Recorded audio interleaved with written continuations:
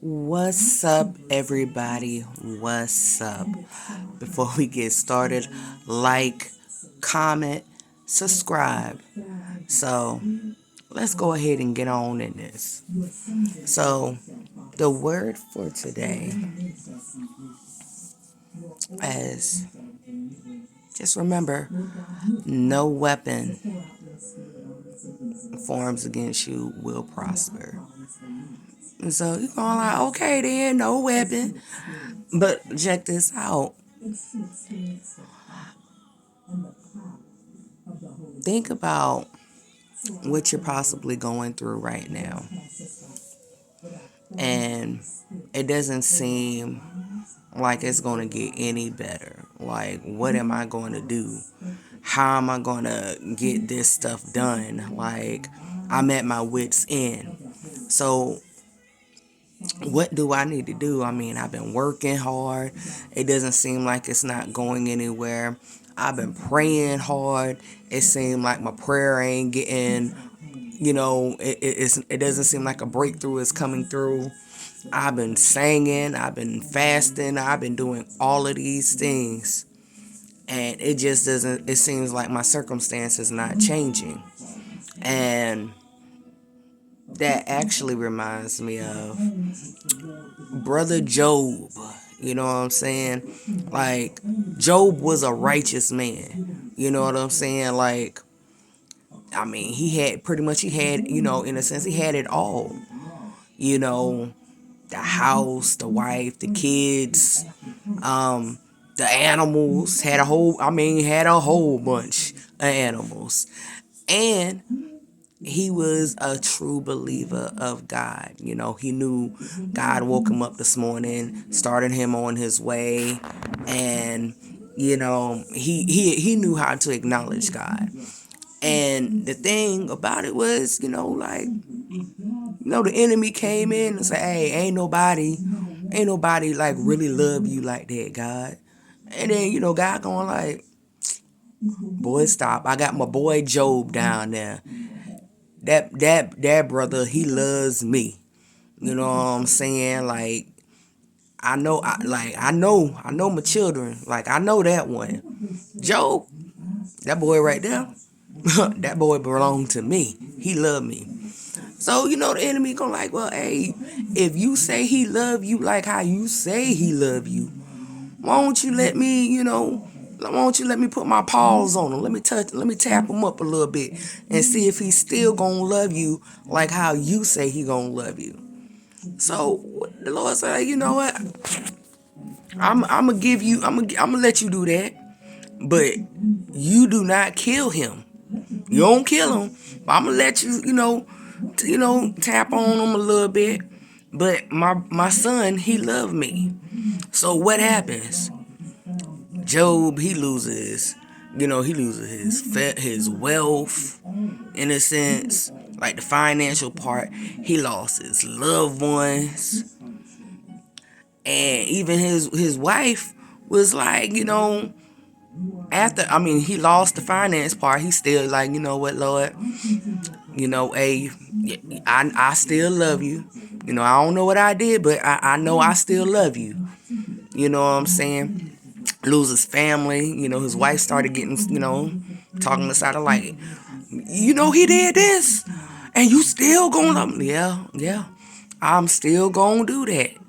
And then the enemy's like, but dang, okay, so he's still loving you, still, saying that he love you, but let me tap on him a little bit more. Let me cause affliction to his body. Like, is he still gonna praise you or whatever? And guess what?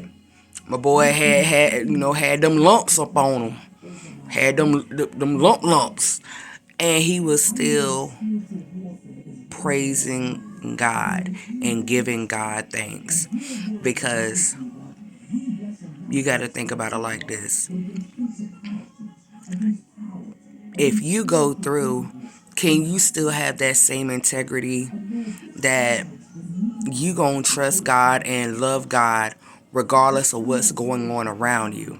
Are you gonna still give God that praise that you done lost your job? Are you still gonna praise him? Your family gone. Are you still gonna give God that praise? Now, did Job could have been, could have got outside himself and said, "Man, listen, look, bruh, I'm not gonna follow you or whatever. I mean, this is too much. Like even though you popping me upside my head though, I'm still gonna trust you. I'm still gonna have faith that it's gonna work out for my good." Can we still have that same integrity, that still have that same love of God, that even though I'm going through and this is my valley moment, but can we say that we still can love God even in our valley moments? Because guess what? Sometimes those moments are helping you to become the person that God has called you to be. So sometimes you got to appreciate those moments, because he is probably setting you up for something bigger than what you would ever think about. Because sometimes we can be like, hey, shoot, I got the house, got the car, my family straight, I'm good, or whatever. I don't want no more. God he done did it all for me. I don't need no more. But this is the thing.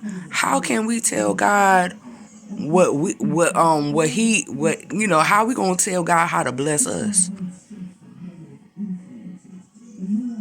Sometimes them blessings come even like, out of nowhere, even when you don't think that you think that you are fine in the spot that you're in, but God is like, nah, I have something more for you. Can we be content and trust God and have that faith that even when we think that we're good, God has better for us? Can we still trust God and give him that praise, that regardless of the situation? I mean, when I say down in the valley, I mean you deep in the trenches, but you still loving God and trusting God for what he is going to do and for the things that he hasn't even done in your life yet. It could be something that might be manifesting in your life 5 or 6 years down the line, but you're in your moment right now. So sometimes we be stuck in the moment like, dang, I don't know, I can't see the light because there's so much dark around me. How can I see the light? But this is the thing, that faith, you know what I'm saying, like that undying faith, that if God wouldn't put you through it if he didn't know that you could handle the test. And sometimes those tests come to build us, not build us up spiritually where we need to be at. So sometimes, yeah, we got to go deep in the valley.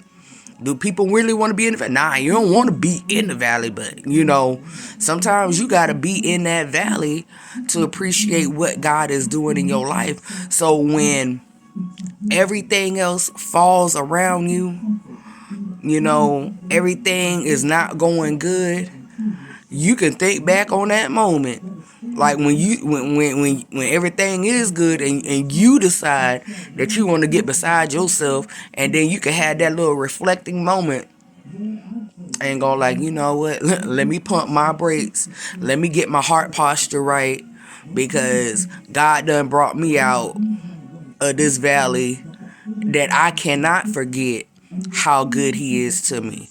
He's better than me than I deserve.